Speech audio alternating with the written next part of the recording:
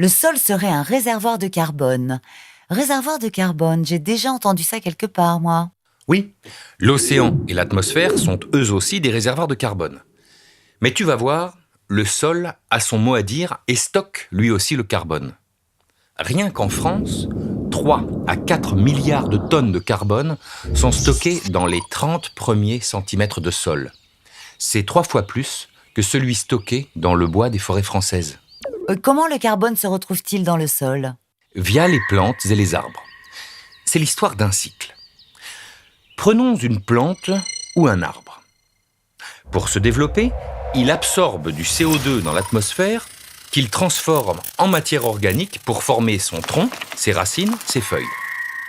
Au passage, il rejette de l'oxygène. C'est ce que l'on appelle la photosynthèse. Et puis, cet arbre mange aussi. Sa nourriture, il la trouve dans le sol. Il y puise tous les nutriments et les minéraux qui lui sont essentiels, comme l'azote, le phosphore, le fer, le potassium, le calcium et le magnésium. Lorsque l'arbre meurt, ou que ses feuilles, ses branches mortes retournent au sol, elles se transforment en matière organique. Sa matière organique va être dégradée et transformée en éléments minéraux par les micro-organismes du sol. C'est ce que l'on appelle la minéralisation. Au cours de ce processus, le CO2 retourne progressivement dans l'atmosphère. En d'autres termes, le sol respire.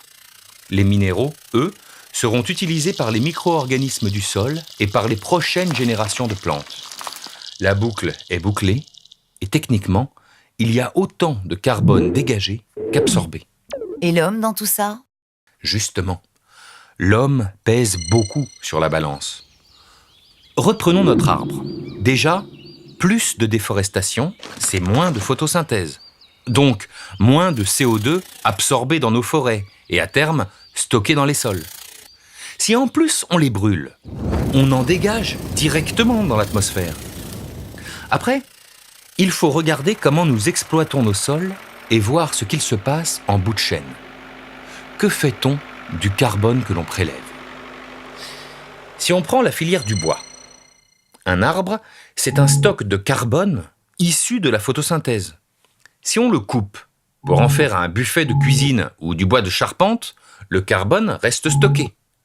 En revanche, si on en fait des allumettes ou du bois de chauffage, là, il retournera dans l'atmosphère.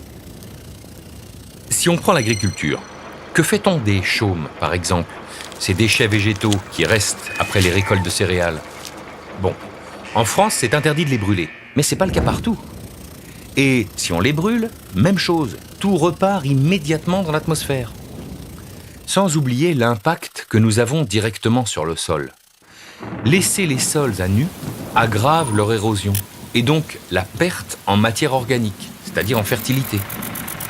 Quant au labour excessif, en retournant la terre, il accélère la dégradation de la matière organique et donc aussi le rejet de CO2 dans l'atmosphère. Bah dis donc, ça sent pas bon tout ça, hein. Pas de panique, il existe des solutions. Déjà, on peut lutter contre la déforestation de nos forêts.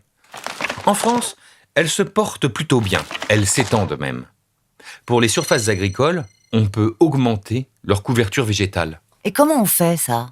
Eh bien, entre la récolte d'une culture et les semis de la prochaine, on pourrait mettre en place des cultures intermédiaires pour booster la photosynthèse et limiter l'érosion des sols.